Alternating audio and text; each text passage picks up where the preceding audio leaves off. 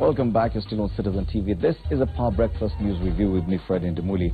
In studio this morning, we do have Silvana Sosoro, MP Mugirango South, and I'll use the order in which you came in. Silvana Sosoro, MP Mugirango South. Didmas Barasa, MP Kiminini. Irongo Kangata, Senator Muranga, now joining the panel. Duncan Okach, a lawyer. So we do have quite some legal heavyweights on the panel this morning. And rightly so, because we have quite a number of headlines to do with the judiciary and matters before court. Jubilee's bid to block rebel MPs case flops. What does that mean? Of course, the big one about the petition by that lawyer seeking to remove C.J. Maraga and 4 other commissioners from the JSC. Joy and tears as courts strike out poll petitions. This is another big one. And, of course, the highlight of all these poll petitions and has been the fact that if you lose, you're slapped with some heavy cost. Yes, yesterday, just on Citizen TV, we did a count.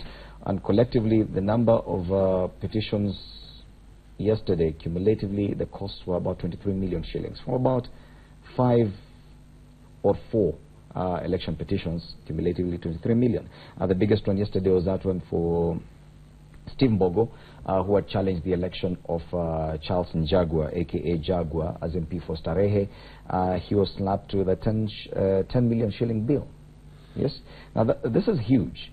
This has been quite discussed, and I know we've talked about this before. Didmas Barasa, you, a few weeks ago, I think it was last week. Yeah, it was last week. Your win was upheld. Silvana Sosoro, you informed us yours is coming up on Friday. On Friday this week. Senator Irong Kangata, you've not been challenged. Your winner has not been challenged. No, what has it? Not. Yes. No, it has not. Yes, but let's start with Duncan Okach.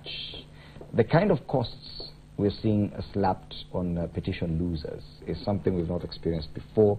Different lawyers have different feelings about it. Of course, for those who've won elections like Didmas Barasa, he may feel that yes, it probably should be that way, because some of these petitioners come up just to challenge election victories on flimsy grounds. But the LSK feels that no, this is not. This should not be the trend. What is your personal view on this matter? My personal view is that, and it cuts both ways. It depends on how you look at it, and I'll justify both. One is that the costs are actually justified in a very major way. Elections petitions are not cheap by any means, and Washimiwas will tell you it doesn't come cheap, not only in terms of the financial aspect, but also the cost to the common Mwananchi. Because once you lodge an election petition, this particular person will actually concentrate or divide his attention to the petition and also to you as Wananchi. Secondly, he'll have to get the best lawyers because he believes he won fairly. And the flip side of it is that if it actually comes out that the court allows a petition, he will most likely be the one paying that particular the particular costs.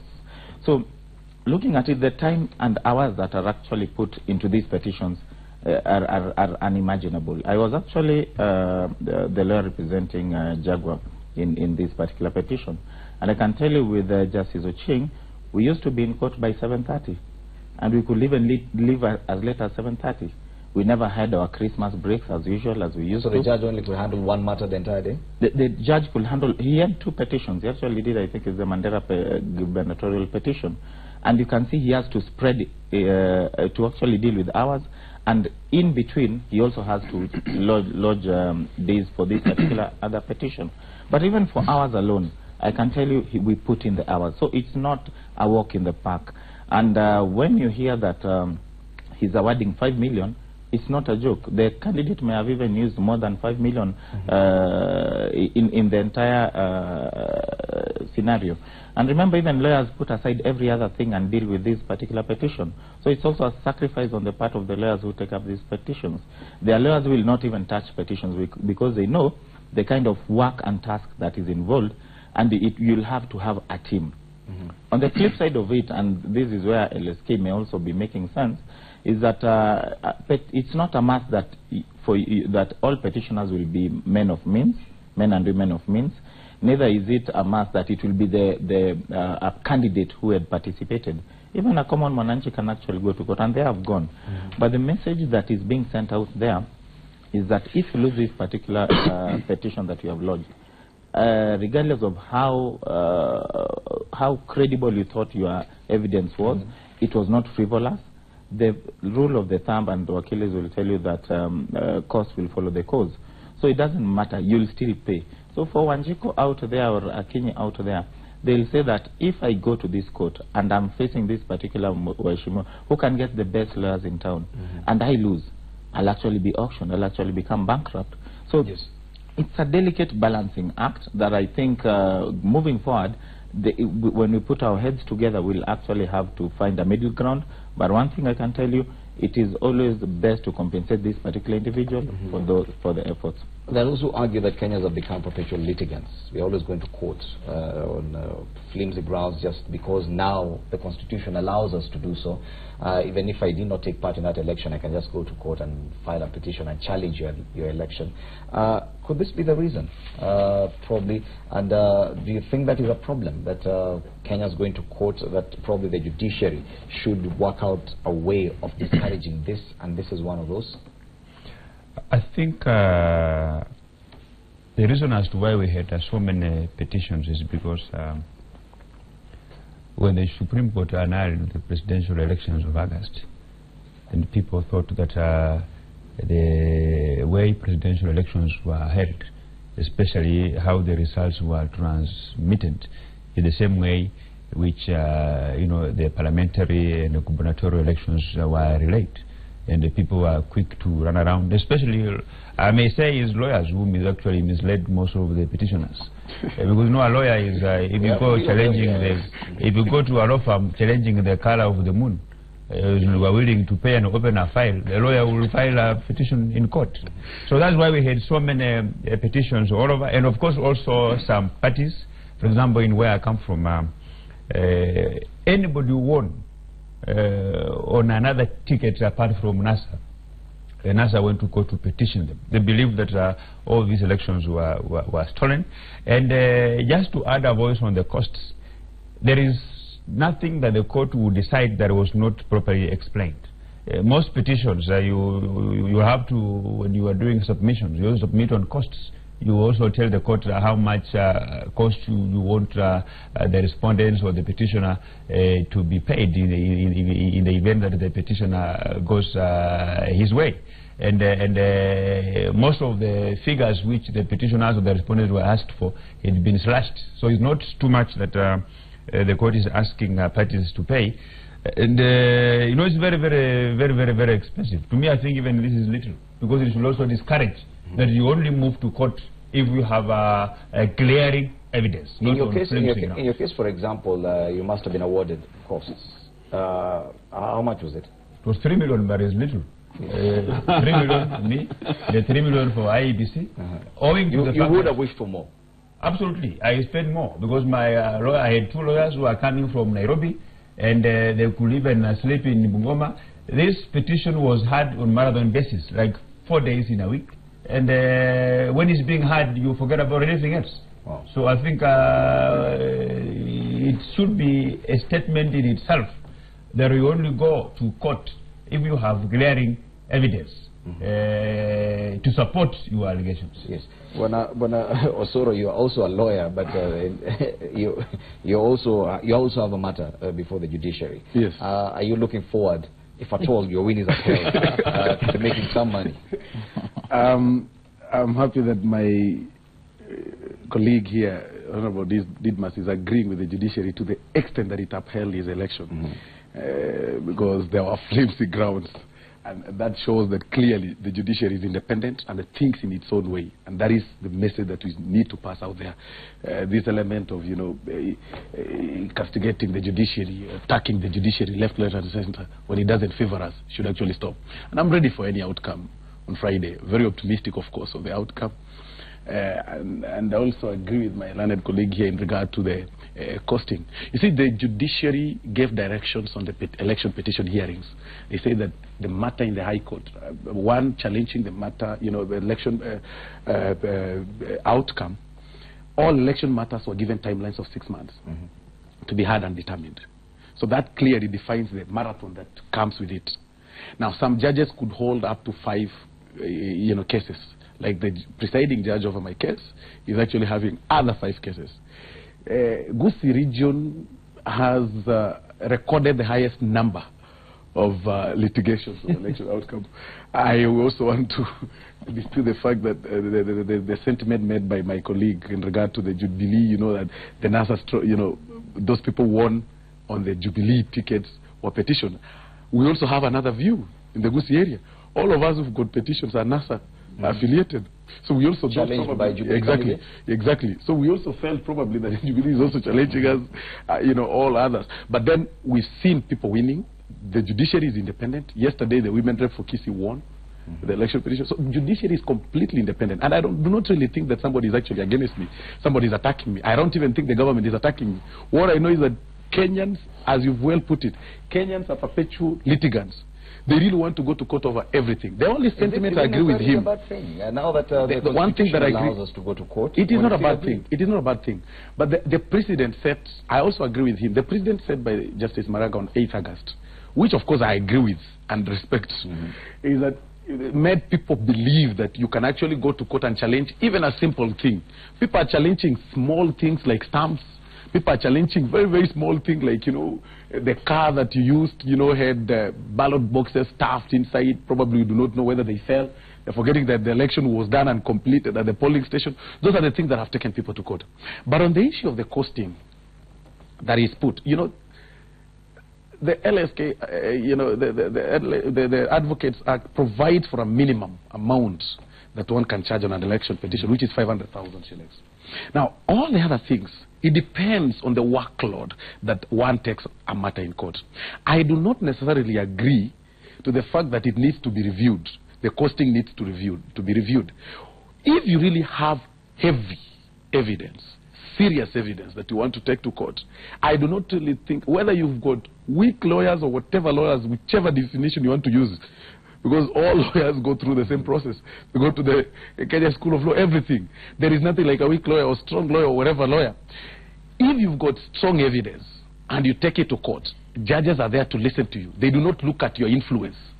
They do not look at your influence, your position in the society. And that is why we've had the election of Awiti nullified. And he's a governor. The person who was challenging him is not a governor. So clearly, Kenyans should not just go to court because you want to go to court and challenge. It stops a lot of things. Like Didmas has said, as well put it. You go marathon. I went 10-day marathon in court. Day in, day out. Day in, day out. Okay. Stationed in Kisii. And it's a challenge that you can't even work. And whatever is happening now, and I was looking for this piece of news, has actually scared a bit some of these petitioners. And one of them is from Kirinyaga. The immediate former Kirinyaga senator has actually applied to withdraw his petition. I think probably he realized the way it was going and the costs were going to get high. Saying he wanted Kibiru, I think that's the current senator, to concentrate on his job. But the judge agreed with him to withdraw the petition, but still slapped him with a 4.5 million shilling bill for wasting the courts and petitioners' time. Well, there is a rule in law that costs follow the cost. Meaning, it goes without saying, even if you were to withdraw a petition, there were some costs that were incurred, and the court has that duty to make a judgment or a ruling as to whether who should bear those costs. And therefore, having a situation where money has been expended, costs had to be paid. It goes without saying. But as to whether Kenyans that access to justice has become this expensive, that I could feel aggrieved that the person who was elected, it was unfair, and probably I'm not a politician, but I should be able to go to court and afford it. No, you see, we have something we call the remuneration order, which is the law that sets how much an advocate should be paid in regard to any court matter that is in court. So therefore, every time you want to lodge a court case, you must always take into account you may as well lose that case. And you have to check the remuneration order. In the event you lose the case, and then the matter goes probably for taxation as to how much you should pay, this is how much you are going to pay. So therefore, every litigant who went to court there's a presumption in law that he does know the remuneration order, what it provides, how much should be paid to an advocate who is acting in a petition. Has this always been the case? Like in 2013, were the costs this high for losers in election petitions? Well, maybe just to comment, that order is always being reviewed. Let's say within 2 years. It depends, of course. We have things like inflation. So the one that is being applied today was reviewed, I think, I don't know, 2 years ago. So therefore, it means, in a sense, every litigant who went to court ought to have read that order. So the review will come up as well, probably in the next 2 years or so, Duncan? Yes, that is true. But again, you must notice that, and that's where many people are missing the point, the judiciary this time around is even actually helping these litigants who have lost these cases. Previously, that is 2013 and before, once you have lost, most of these particular judges used to have a standard. It is this particular amount, or they will actually let you tax your amounts. Even if they go to 10 million, the other side will pay. What the courts have decided is that they will cap that particular amount, so that even if I look at my costs, like Weshmuas have said, they've used much, much more, such that it can even reach 10 million. But the court is actually saying, regardless of how much you have used, we are capping these costs at 3 million. We are capping these costs at 5 million. So if you look at it from that particular... Even before the hearing commences? No. That is after. The court looks at the effort, at the bulk of the work, at the time used, and they will actually, in their mind, assess, and the judges will say that I'm capping the cost at this particular amount. Knowing very well that when it is saying it is 5 million or 10 million, when this particular lawyer taxes his bill, it will actually surpass that. So when you hear a judge capping it at 3 million, it means maybe it should have been 6 million. When you hear Honorable Jago is being told that he'll be paid 10 million or 5 million, it means it could, if his lawyers were to tax their bill, it will be way higher. That was not you were Jago's lawyer. Yes. Do you think 5 million was enough? We actually requested for 12 million. So even by being given 5, we actually thought that was not right, because of the time we put in, the effort, the energy, and the preparation time. And this money goes straight to the legal team? Definitely, it goes to the legal team. So it is the lawyers who are benefiting at the end of the day? It is not the lawyer that is benefiting. I wish you'd swallow back those words. No, it was a question. It wasn't you said it as a statement. That's the problem. It is not the lawyers, because the lawyers, as you have been told, have there is a remuneration order and they should be paid. The presumption is that the Mheshimiwa has already paid you to this tune, such that as far as the law is concerned, this is the match that you should make. However, what these particular costs come in is to actually give a reprieve to this Mheshimiwa who has already used this money on the legal cost, which is already provided for. Such that by the time they are being told 3 million is the amount that is coming back to you, Mheshimiwa has used much more on the legal team itself and other expenditures. Okay. If he has not, and he has not actually met that particular amount, let's say 5 million, and you've paid 3 million as a deposit, that 2 million will still remain with the lawyer. Okay. Because it is the amount that was supposed to be paid as legal fee. Wow. So there is no benefit there. It is our work, just like you are working today. When you are paid your salary, no one will say you are benefiting out of for nothing. Okay. Yeah. Wow, interesting times. The election petitions continue, and of course, Silvana Sosoro is one of those who has a petition in court. Another matter here to do with politics and the judiciary as well. Jubilee's bid to block rebel MP's case flops. Justice Odunga rules legislators have a right to take their own stand even when it contradicts that of the party. Now, the High Court yesterday threw out an application by Jubilee seeking the dismissal of the case filed by 4 lawmakers who have challenged the party's decision to eject them from the leadership of the parliamentary committees. Let's look at the highlights. What the judge found is that political parties cannot kill members' right to take own stand. That political parties, that the case filed by the 4 could not go through a tribunal. The High Court has a right to question procedures by Parliament, and the court could not throw out the case without a full hearing. Bwana Didmus Barasa, of course, the way the judiciary and Parliament relate, these are independent arms of government. There's always a question, Parliament complaining the judiciary is overstepping its mandate. But in this case, it says that yes, the High Court has a right to actually question what goes on in Parliament. Do you agree? I sincerely don't agree with them. because we have a code of conduct for political parties, which members of parliament have signed. Like any other institution, even Law Society, they have their own code of conduct, and I think this matter ought to have been left for the party to decide in terms of this is what our regulation says, which all ourselves as members of parliament have signed. And I even tend to think that even what the NASA has said, that they will discipline those who participated in the vetting processes, I think they may be right, depending on what their code of conduct claims. You know, as a political party, you may at one time want to take a particular stand on a particular matter, and I think members should even if it infringes on the rights of particular members, because yes, members of parliament are individual members and they say we have a right to do this. I am looking at it in terms of what befell my good friend Alfred Keter.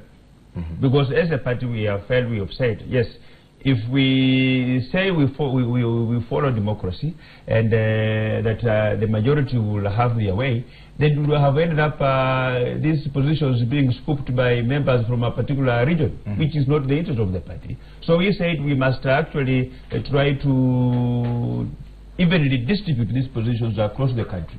And that's why we said that so and so, even if you know if you vie, you may win, but we want this particular position to go to this particular region. Okay. That was to strengthen our party and bring in the issues of inclusivity and regional balance. Okay. So if somebody goes against that particular directive, to me, I think the party was right to discipline. Okay, the High Court has ruled that the party was not probably right, that well, in as far as throwing out the case, they say it will go to full hearing. Bona Osoro, there's that headline that Bona Didmas Baraza has alluded to. It was in yesterday's dailies. The fact that the leader of minority has said that yes, they will look to punish members of NASA who were present at the vetting of ambassadors, after the party said that you should boycott that. It is something similar to what is happening to Jubilee. I must agree that parties feel they have a right to determine what individual members can or cannot do inside Parliament. Yes, the judge seems to disagree with that. Are you in agreement? Exactly, I agree with the judge. I mean, that is nothing. It's, for lack of a better word, that is nonsense. I mean, I am an elected member of Parliament and I've got legislative roles to play. It is the very same party that submitted my name, the coalition that submitted my name as a member of the Defense and Foreign Relations Committee. If they really never wanted me to participate in any of such activities, they ought not to have given out my name, clearly. And it is about time that we sit down and agree to reality that is already set precedence. We are already, the government is already set and rolling. You know, in as much as we might not really agree with the sitting president, what is the president? The instruments of power. And I think we need to respect His Excellency the President. We've already set divisions and clear roles that are set in Parliament. We've got the minority leadership. You know, we've got the commission has already said we sit in Parliament. Are we supposed to selectively go to some role, do some roles and not hold some roles? So you disagree with your party? I do not agree with your coalition. Exactly, I do not agree with whoever said, published the statement or gave that statement in the newspaper. I equally saw it in Parliament, in the newspaper, and I'm shocked. And the Honorable John Buddy was quoted as having said that he's going to, take stern action. And I saw him also in Boma receiving reports by the parliamentary, the PBS, the BPS, the budget policy statements from different committees. He sat in that committee, and he's the one who actually gave that statement. He sat, I met him, we ate lunch together, I was vetting. So you believe individual members should have their own right, should enjoy the right to do whatever they want within Parliament? We need to be very careful with the kind of president that you are setting in this country. Parliament is independent, and individuals are equally independent. There are things that one is not supposed to do. Okay. You need to toe the line by the party. But this thing, just a minute, we are copying some very wrong things by Jubilee. This thing of being called and being, some riot act is read for you in State House. You don't raise questions and you're told go. We want this person as a commissioner, you're told go. This is the thing that is happening in Jubilee, and this kind of thing of controlling some the legislators is wrong, and I will not agree with that. Senator Kangata, sometime last year, you were hoping to vie for the position of Deputy Speaker of Senate. You were stopped by your party because they wanted someone else. That could be seen as an infringement on your right as an individual member, that your ambitions in Parliament were stopped by the party, not because you wanted. In fact, they told you to take another position. I think you hold a position as a whip. Yes. You had wanted a bigger position than no, that. No. But the party said no. Do you think you that that's wrong. an infringement on your right? No, you are wrong, because to me, I can tell you the whip position is better than the deputy speaker. It was just a tactic. In fact, really? yes, indeed. It is true. The whip position is better than a deputy speaker. Deputy speaker, you're just there, you don't talk, you just listen Yet to you applied members. initially that. Well, it was a political tactic. You see, in politics, you have to try this, but in the real sense, that's not what you want. I wanted the whip position, which the party gave me. So I'm not complaining at all. Number two, in the Constitution provides that the High Court has what we call unlimited original and also, I think, appellate jurisdiction. And that clause has been misinterpreted severally by the court, because there's a way you can interpret that clause to mean High Court may as well hear what we call tribunal matters. Rent tribunal matters, business tribunal matters, sports tribunal matters, tax matters. You see, there are several matters which generally ought to first pass through other tribunals. And a good example is also the political parties matters, because the parliamentarians have created something we call political parties tribunal, which ideally ought to be the first port of call for people having quarrels among themselves within a party organization. So to the extent that Justice Odunga is proposing that one can go direct to the High Court without passing through the political parties tribunal, he may as well be saying, if you have a rent dispute with your landlord, go to the High Court. If you have a matter which deals with tax matter, don't go to the Kenya Revenue Tax Tribunal, you go direct to the High Court.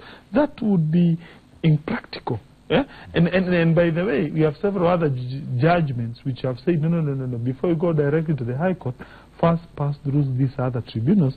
And this is a perfect case where the Jubilee Party was saying, no, don't go first to the High Court.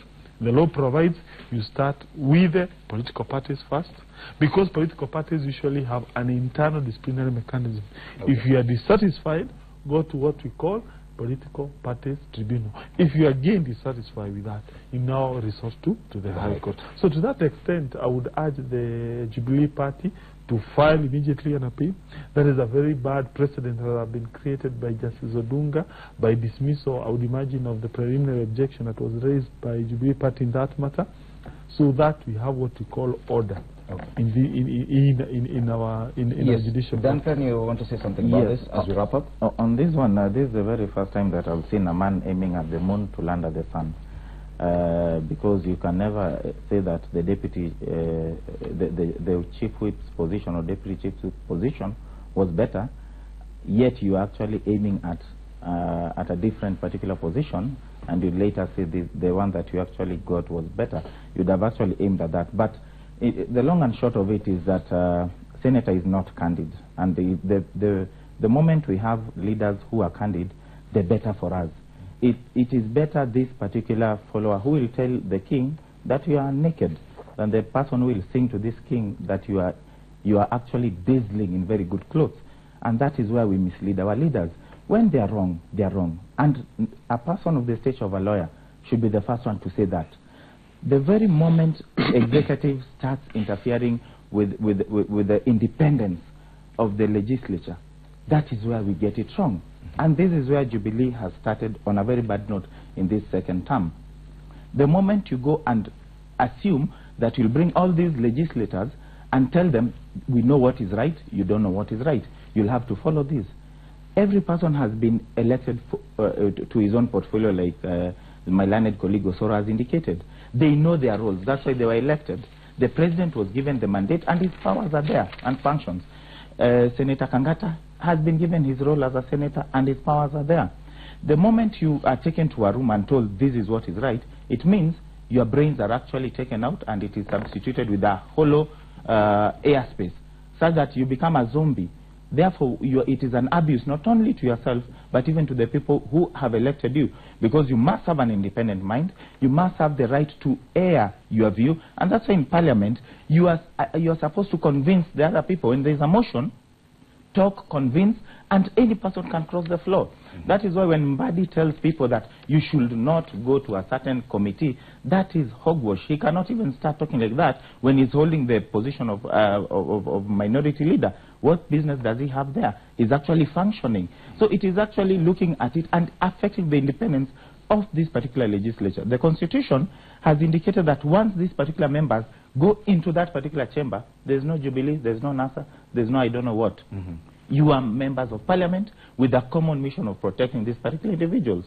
And the issue of having this seat of chief whip, and with all due respect to my learned colleague, it is actually a cake.